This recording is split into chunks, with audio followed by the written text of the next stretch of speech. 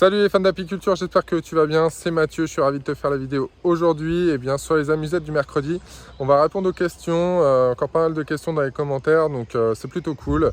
Dites-moi dans les commentaires si vous aimez ce type de format, peut-être un petit peu plus long, entre 5 et 10 minutes en fonction des questions. On essaye toujours de pas trop dépasser, mais c'est toujours assez compliqué.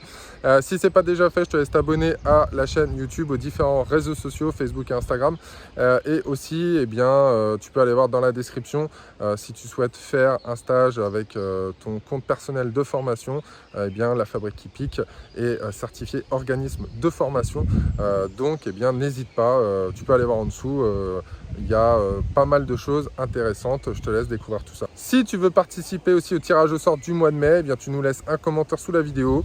Le fait que tu sois abonné et que tu nous laisses un commentaire, ça te fait participer directement au tirage au sort pour le mois de mai, qui est un stage ADN avec l'un des membres de la team de la Fabrique, en fonction des dates qui te conviendront. Allez, on va répondre aux questions. Allez, première question de Lac Attack qui nous dit qu'il a reçu, qu'il reçoit plutôt un essaim en rochette polystyrène, et il voudrait savoir combien de temps il pourrait garder l'essaim dans la ruchette, et s'il peut laisser l'essaim dans la ruchette polystyrène. Alors, tout dépend déjà si au niveau de la ruchette polystyrène, le couvre-cadre, le haut de la ruche est ventilé ou pas.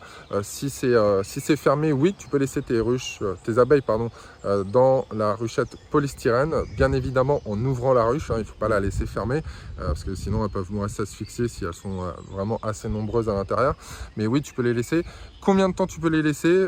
J'ai envie de dire, tout dépend après si tu as un nourrisseur au-dessus et si elles ont un stock de nourriture assez conséquent, parce que tu as des apiculteurs qui ont des ruches et des ruchettes en polystyrène et qui font de l'élevage sur ce modèle-là, en fait, parce que c'est beaucoup plus léger.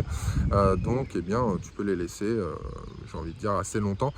Du moins, si toi, tu souhaites les transvaser dans une ruche en bois standard. D'ailleurs, si tu ne sais pas comment le faire, je vais te mettre le lien dans la description juste au-dessus. Tu peux les laisser une petite semaine comme ça, sans souci. Question de Fireblood qui me demande est-ce que j'ai encore des réductions sur les traitements d'Apivar Life, parce que apparemment ça devient compliqué d'en trouver à des prix intéressants. Alors, à savoir que moi, je n'ai pas de réduction à proprement parler, je n'ai pas de partenariat non plus. J'ai fait la vidéo sur l'Apivar Life que je vais mettre aussi en description, et dans la description de cette vidéo, il y a un lien qui vous permet de commander de l'Apivar Life, un traitement qui est utilisé contre le varroa en apiculture bio, qui était vraiment ultra intéressant. Je crois le paquet était entre 5 et 7 euros, il me semble. Donc c'était vraiment un super bon prix. C'est un lien que j'avais mis parce que j'avais contacté la pharmacie justement voir si c'était quelque chose qu'ils avaient en produit régulier, et c'était le cas. Moi, j'ai aucune rémunération ni quoi que ce soit sur ce produit, c'était vraiment juste le bon plan qui était partagé. Je vous conseille d'aller voir dessus, et puis comme ça vous aurez l'information. Autre question de Béa qui nous demande si on laisse construire les cires naturellement par les abeilles, est-ce qu'il faut mettre des cadres avec des fils horizontales ou avec des fils verticales?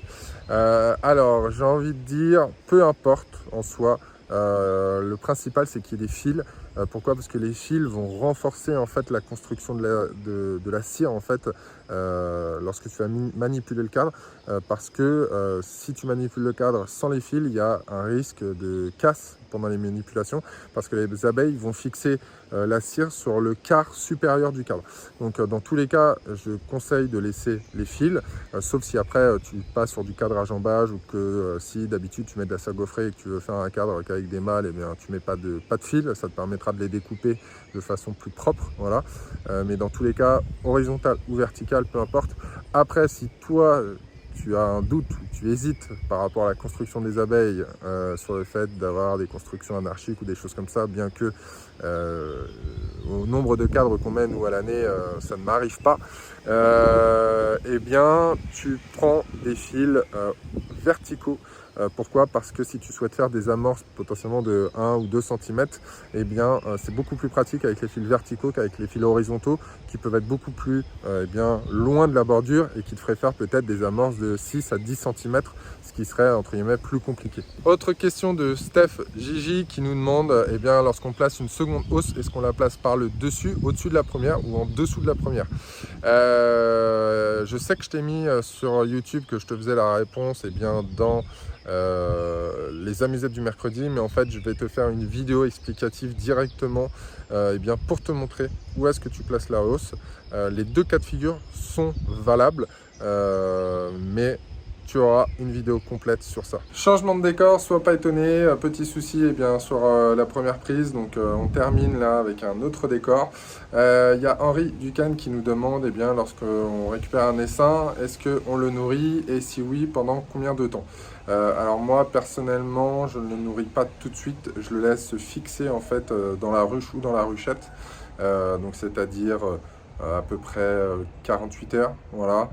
Histoire que les abeilles consomment le miel qu'elles ont dans le jabot et qu'elles aient commencé à bâtir des cires, bien sur les cadres, sur les barrettes, en fonction de si tu es en cadre type d'Adam Langstroth ou si tu es en barrette type Kenyan ou en varé.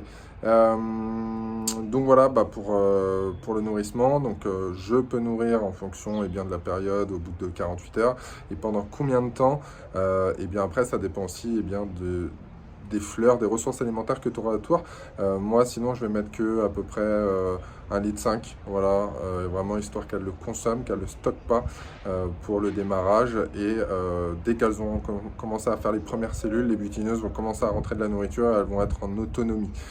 Attention, c'est pas une obligation, je ne nourris pas à chaque fois, c'est vraiment en fonction de la période et en fonction du secteur géographique. Si à un moment donné, eh bien, on a une mauvaise météo, comme on a là actuellement, j'ai envie de dire, les essaims qu'on récupère, on nourrit un petit peu parce que eh bien, avec la mauvaise météo, la pluie, les abeilles ne sortent pas forcément.